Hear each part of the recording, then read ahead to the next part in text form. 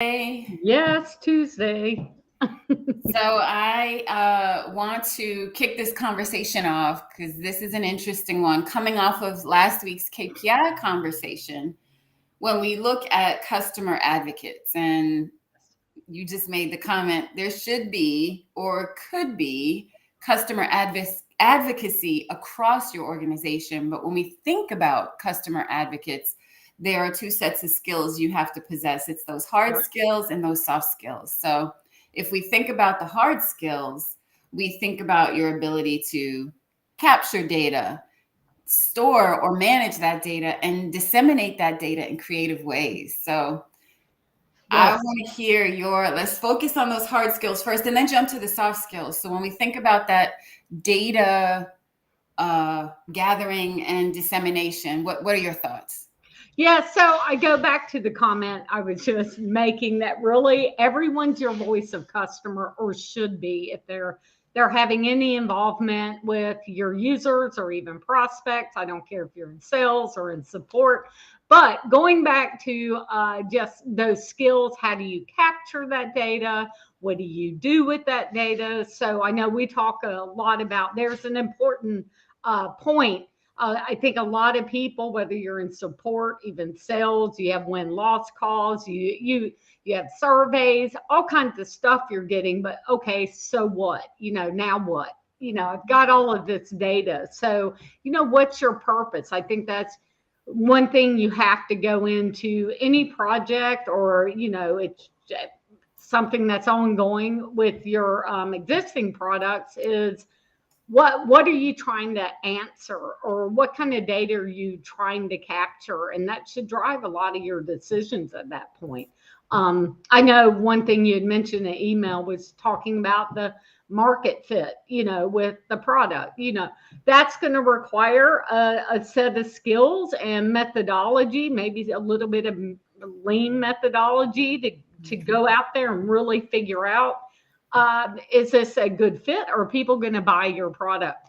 Is it an existing product, and you're looking at new features, or you're looking to innovate? Maybe it's not something people are asking for, but your stakeholders, your executive leadership, they have Mhm. strategic initiatives they want to address. So, Mhm. it really depends on where are you, what is it, what questions do you need to answer.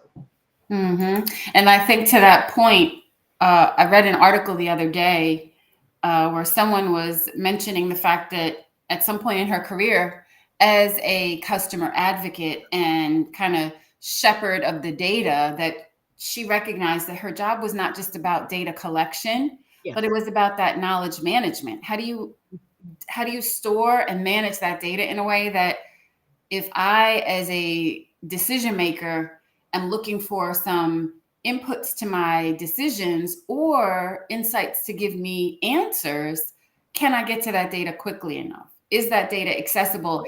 Even if you're not available, can I find what I'm looking for? And so that begs the question, is it just about a database or a system? And is it more about ways to creatively disseminate that information? Yes, and definitely that when you get into those soft skills, Mhm. how do you communicate? Mhm. How do you communicate that data? So And when we think about communication, soft skills aside, think about, back in the office, do you have things posted in places where people can see the story, the journey, the persona or archetype of that customer?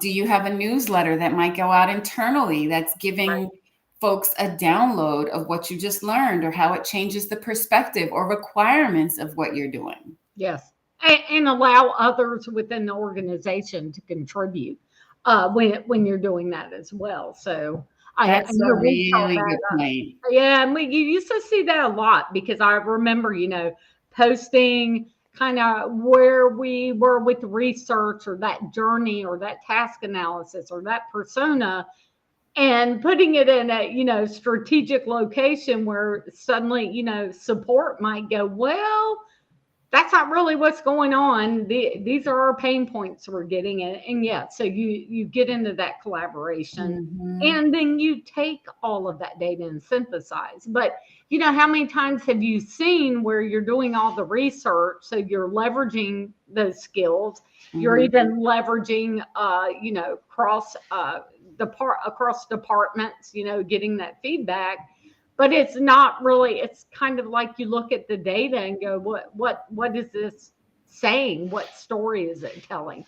So that is a skill in and of itself. It's taking that data, synthesizing that data, telling the story, whether it's the story of the user, their journey, their persona, or the story of their pain points. Here's what we're actually doing. Here are our pain points.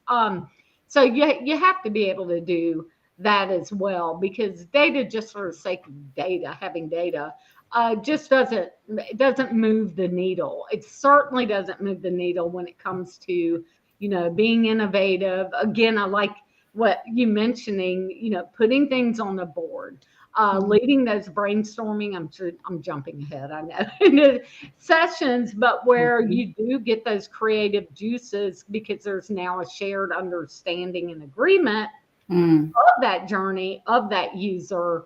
Now, how do we solve some of these problems, or how do we introduce innovative thinking and features into our solution? It's usually not just one person that's going to be able to do all of that. I think that is where you get into how do you deliver those findings, collect information, and then all come together with a purpose, with an objective in mind. And organize it in a way that it tells that story. I like to, as you were talking, I liken it to teaching my 13-year-old to be a more effective communicator and to ensure that the right details are being shared. And so he will throw it back on me when I don't do it. And he always says, what are your context clues? I understand what you're talking about, or you should understand what I'm saying because of the context clues. And if we think about that statement around context clues, again, you are, as that customer advocate, new to the role, just showing up and trying to figure out how to make sense of what's already in the system or in the hopper versus what you need to go out and gather. You want to figure out what are those context clues to help me figure out what direction to go in terms of getting more detail, getting more insight, and pulling them together to infer the and so what? What do we do with this? What does it tell us? How do we ideate or strategize or define a solution around it? Yes. And that gets interesting in and of itself. I like you mentioning kind of the context and how do you deliver. How many times have you been in a workshop or a session, a brainstorming session, or, where you're really getting down to work and you've got a room full of people and you want to share that context, you want to share that data with them, and the eyes glaze over, because it can be overwhelming. I think another soft skill is how do you deliver that information to keep people engaged and to get their creative juices, flowing. I think I told you about the one we knew it was going to be a big lift. We had a room full of support, marketing, sales, product management, executive leadership, development. And there was, a whole initiative around let's really take a step back and look at that customer's journey and all these data points of where they're experiencing good and bad. What are those pain points? And what 3-day sessions was going to be kind of heavy on people. So we introduced, kind of gamification, present some of the findings, right when you think people are glazing over, let's jump into a little Jeopardy game. And guess what? There's going to be a prize, but we're going to ask questions about what we've just presented. So we know everyone's on the same page. Just little things like that are amazingly effective to keep people engaged, get them participating, get them thinking, and then jump into kind of the nitty gritty work. So And you brought up a good point. So if you are not versed in, a lot of what you just said is covering facilitation. And if Yeah. you are a customer advocate and facilitation is not your thing, you've got to revisit. Or if you're a leader listening in and you have someone who's a customer advocate but's not versed in facilitation, there's a need to invest in that ability, because you just touched on so many different soft skills. There was communicating the information or disseminating that information. There was rallying and co-creation around that information. Yeah. There was ensuring that it was well understood how that information ties back to the existing solution or innovating around a new solution. And so those are different activities, Yeah. and each does not warrant the same activity to get the group engaged, to get the group thinking and get those creative juices flowing. So you've got to think about, what am I trying to get out of this segment of the engagement, and what's the most effective way to manage that? And so when you think about that, that's where you have to think about, what's the best approach. To your point, is a Jeopardy type game the best approach to get the group going? And I like to refer to a book, Brainstorming. Yeah. And it's about different games that you can play or utilize in the process of facilitating sessions around information or data. But it's really, really integral that you not only think about the richness of your data and the story that it tells, but then how do you get the group excited about it and getting to that point of making or creating solution ideas. Yes. And I'm glad you kind of broke down my blabbering stream to go on, with that, because that is very true. What are your goals of the sessions? If it's a lot of times you have multiple goals. One, gaining that shared understanding, engaging people to listen to the data, listen to that journey. Okay, so maybe you kind of tinker with a game like Jeopardy. Okay, now we want to brainstorm. We want to start solutioning. What are some of the activities around that? There are lots of different ways of doing that, even if it's, okay, go out, find a competitor, and then bring it forward to all of us, and you're going to sell us on, whatever solution they've come up with. And again, to get you thinking outside the box, getting right. into the solution piece. So it's definitely true. They're different skills, different techniques, depending on what you're trying to accomplish. And I know we have unfortunately or fortunately found ourselves trying to accomplish multiple objectives in, maybe a single workshop. So, you're having to pivot the whole way from here's let's share that context. Let's make sure we're all on the same page. And then moving from that to yes, how do we facilitate solutioning or starting solutioning and then prioritizing that? And there are all kinds of engaging ways of doing that. I know both of us have played with different ways to keep people involved, come out with innovative solutions. Yeah, and then you go on to that testing component. Then you go to testing. Two things I think that are really important is, as leaders, if you oversee a team of individuals who are customer advocates, or if you are in a role where you provide more of a directional type of role, I feel that it's extremely important to always ensure that you sharpen your skills or keep your skills sharp, which means you continue to stay involved in the actual activities. Because it's one of those things like, just like with riding a bike, you may still have that skill set in the back of your mind, but it might get to a point where it's dormant and you need to go back and participate in a refresher. So it's really important to continue to stay engaged in that way.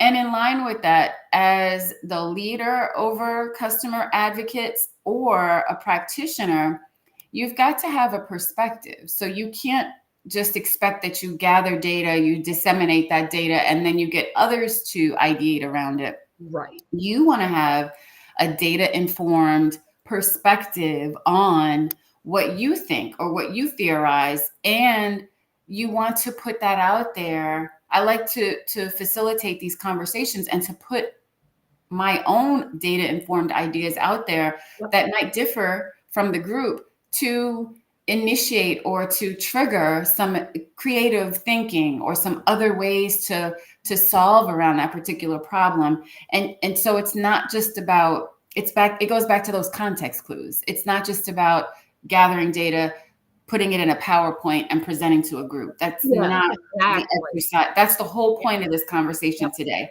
That is what we do not advocate for.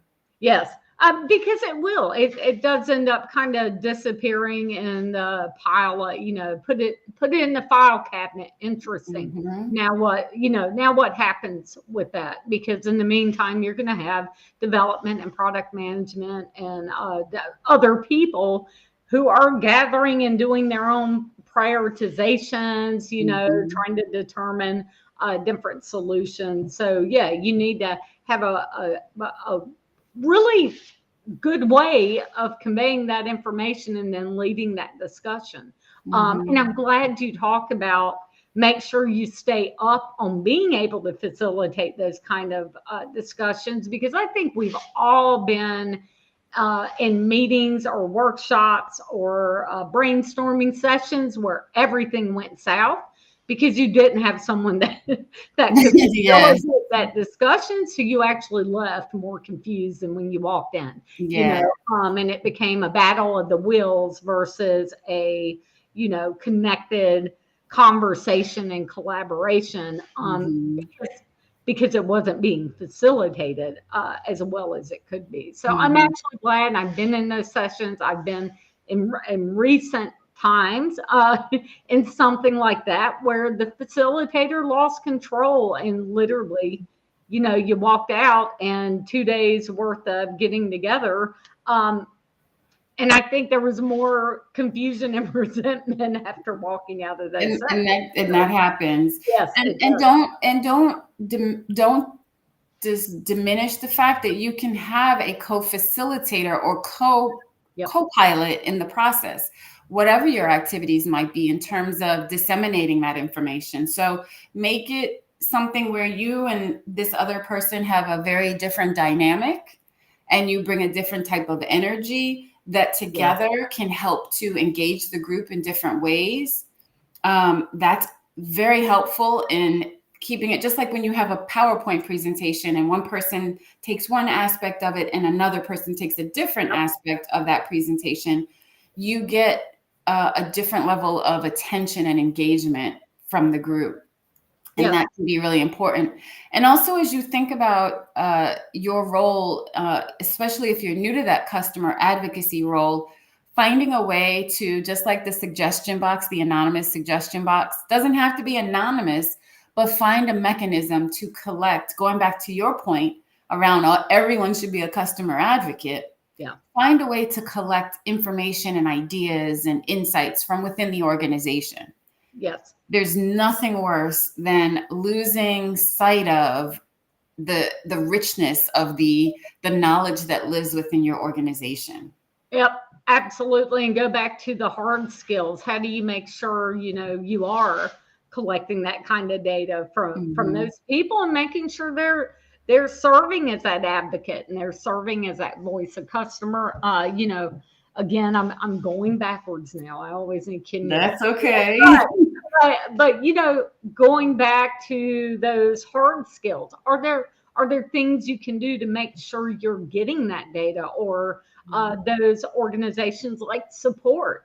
We've even done things where they had templates for certain kinds of calls. Let's be pretty consistent on information you can collect that's going to help. That's going to become part of our VOC. That's right.